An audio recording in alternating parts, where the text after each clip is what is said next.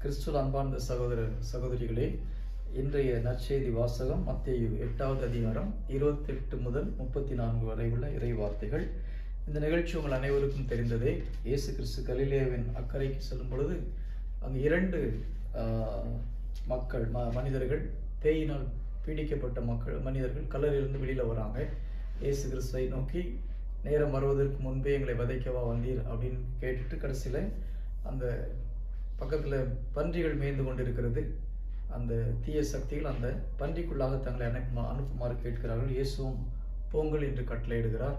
அதுதான் அந்த பன்றியில் போய் அந்த தீய சக்திகள் தண்ணீர் விழுந்து எல்லாம் இறந்து போகுது. இந்த நிகழ்ச்சி உங்கள் எல்லோருக்கும் தெரிந்தது. இதை கேள்விப்பட்ட அந்த ஊர் மக்கள் இயேசு கிறிஸ்து ஊருக்குள் வராதபடி வெளியே அனுப்பிவிடுகிறார்கள். இதில் ஒரு 2 காரியத்தை மட்டும் நான் உங்களோட சொல்ல விரும்புகிறேன். இந்த தீய சக்திகள் அல்லது பேய் கடவுளுடைய தூதர்களாக படைக்கப்பட்டு அவருடைய பெருமையினால் அந்த பதவியை இழந்து நரகத்தில் இருக்கக்கூடிய ஒரு தீய சக்திகள், அவங்களுடைய ஜெபத்தை கூட இயேசு கிறிஸ்து கேட்கிறார். அப்பேற்பட்ட ஒரு சாத்தானுக்கு கூட கடவுள் இரக்கம் காட்டுகிற ஒரு கடவுளாக நம்முடைய ஆண்டவர் இருக்கிறார். அப்படி இருக்கும் பொழுது உங்களுடைய என்னுடைய ஜெபத்தை கேட்காமல் இருப்பாரா?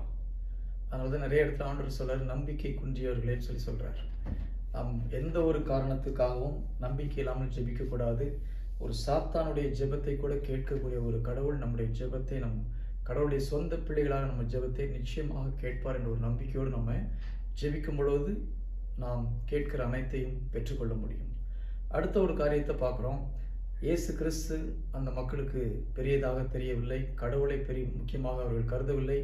அந்த பன்றிகள் அவர்களுக்கு வேல்யூ உள்ள ஒரு பொருளாக மாறுது. அந்த பன்றி போய் சேர்ந்தது அவங்களுக்கு கவலையாக இருந்தது. தங்களை உருவாக்கிய கடவுள் நம் முன்னால் இருக்கிறார் என்ற ஒரு எண்ணம் அவர்களுக்கு இல்லை. இதே போல தான் நிறைய நேரத்தில் நம்ம உலக ஆசைகளுக்காக, சிற்றின்பங்களுக்காக கடவுளுடைய கட்டளைகளை மறுதலித்து நாம் கடவுளை நம் வாழ்க்கையிலிருந்து அகற்றுகிறோம். அதற்காக மனம் வருந்தி ஆண்டவரிடம் மன்னிப்பு கேட்போம். ஆமென்.